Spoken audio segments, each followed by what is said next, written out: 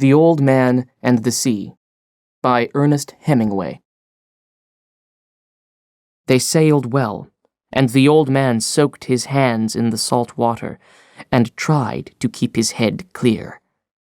There were high cumulus clouds and enough cirrus above them so that the old man knew the breeze would last all night.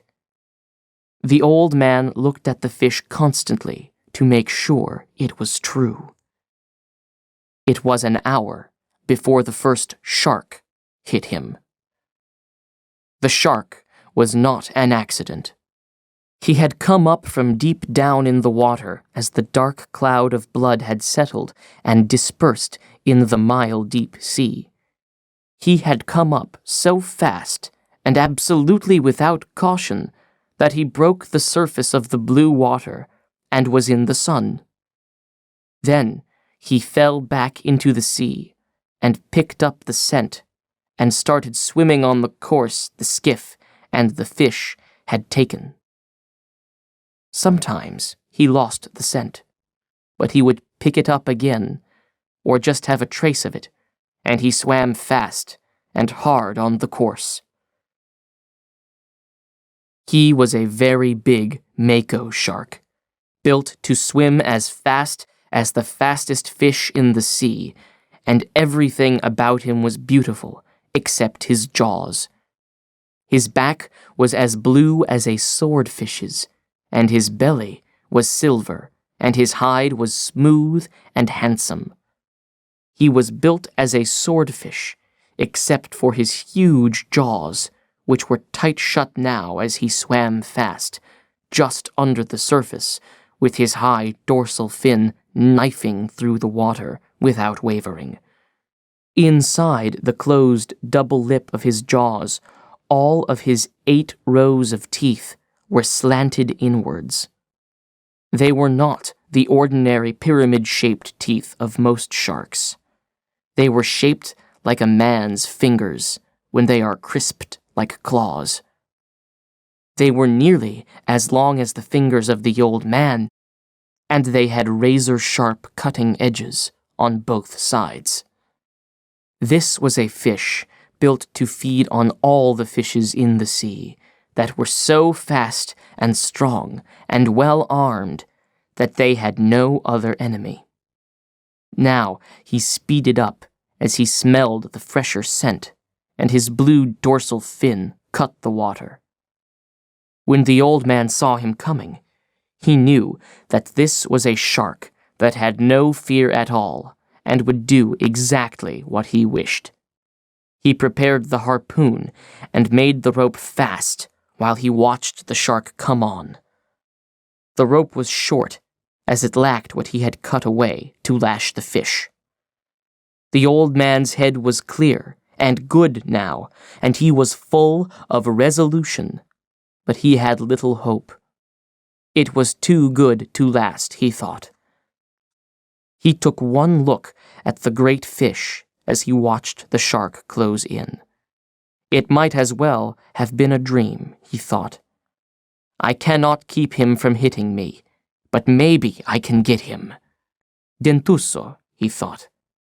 Bad luck to your mother. The shark closed fast astern, and when he hit the fish, the old man saw his mouth open and his strange eyes and the clicking chop of the teeth as he drove forward in the meat just above the tail.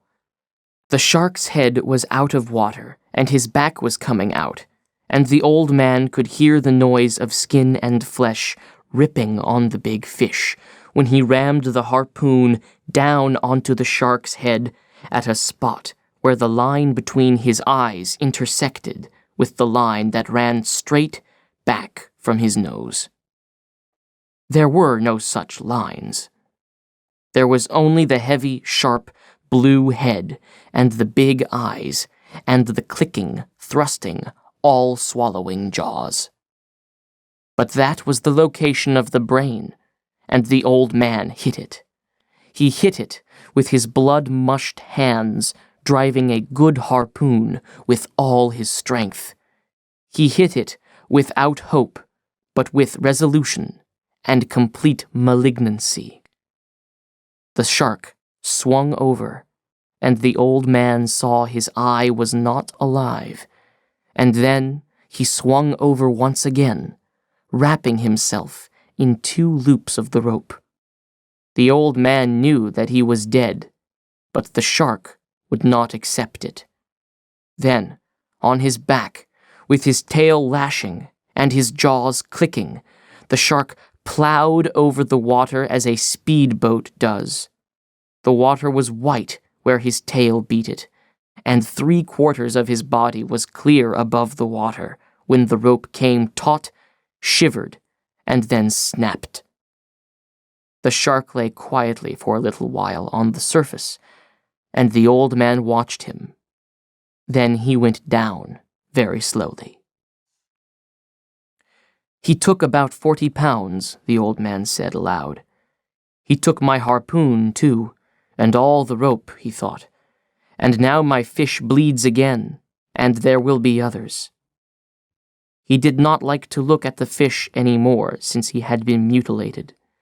When the fish had been hit, it was as though he himself were hit. "But I killed the shark that hit my fish," he thought, "and he was the biggest dentuso that I have ever seen, and God knows that I have seen big ones." It was too good to last, he thought.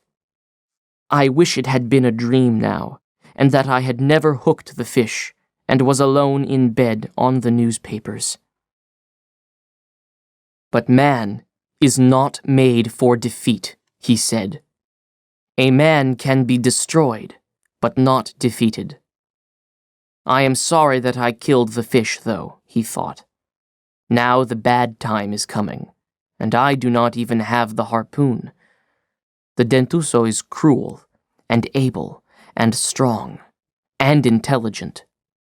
But I was more intelligent than he was. Perhaps not, he thought.